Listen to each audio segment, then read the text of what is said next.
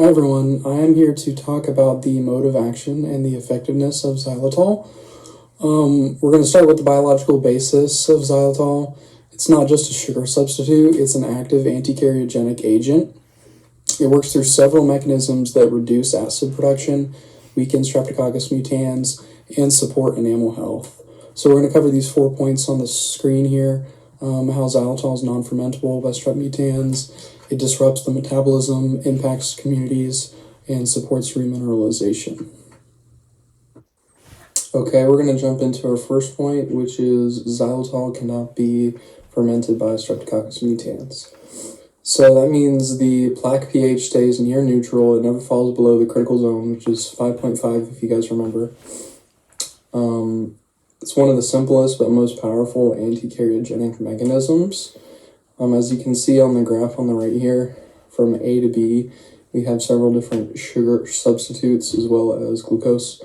And xylitol in the green produces a very minimal drop in the pH that is never below the critical pH. And over here, you can see where there's a slight protective effect of xylitol being in the mouth when there is 1% glucose addition here. Okay, so now we're going to get into the actual mechanism. So xylitol actually tricks S. mutans.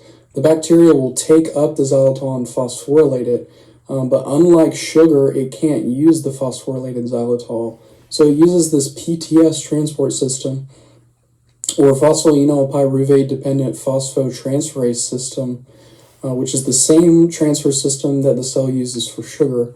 And it takes up the xylitol, phosphorylates it, and then the cell cannot use this intermediate. So it has to pump it out of the cell, wasting ATP, wasting time. So it is a dual mechanism. Not only is it not producing lactic acid, but it's also keeping the cell busy and wasting its time and energy. So here we can see a really interesting point that I did not know before researching xylitol. When strep mutans is exposed to xylitol over time, the bacteria population doesn't just decrease, it actually changes.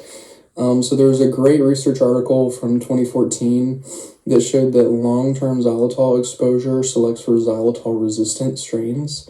But instead of like bacterial antibiotic resistance, these strains that are xylitol resistant are actually not stronger, they're weaker and less karyogenic.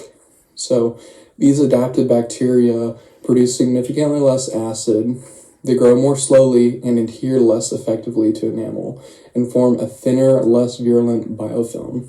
So instead of eliminating S. mutans, xylitol creates an ecological shift where the strains that remain are less acidogenic and therefore have much less capability of driving caries. So this is important because it means xylitol can have a long-lasting benefits on the plaque environment even after bacterial numbers rebound.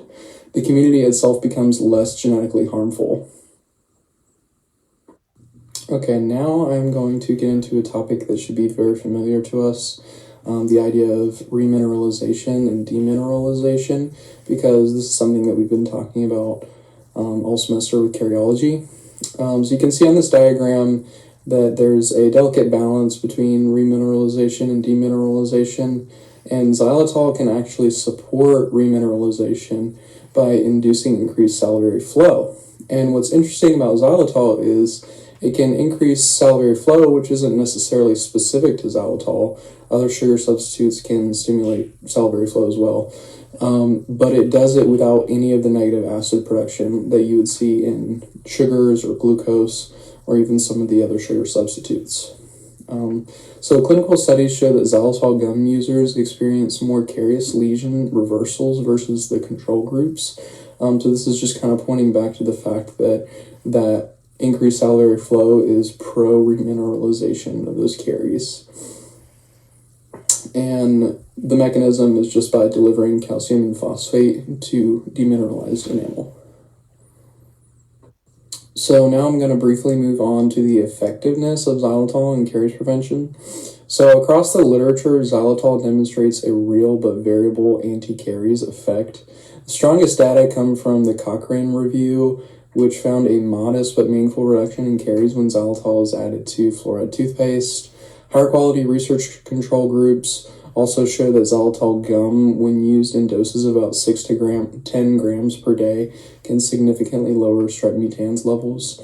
And long-term trials in mothers show that xylitol even reduces the bacterial transmission to their children, leading to fewer caries years later. So clinically, the patient chewing xylitol gum show more reversals of early caries lesions, likely due to both reduced acidic load and enhanced saliva-driven remineralization. However, the effectiveness depends heavily on the product type. Gum and toothpaste have the strongest support. Syrups show some promise, and candies and lozenges are inconsistent or low certainty anti-cariogenic potential based on the research that I found.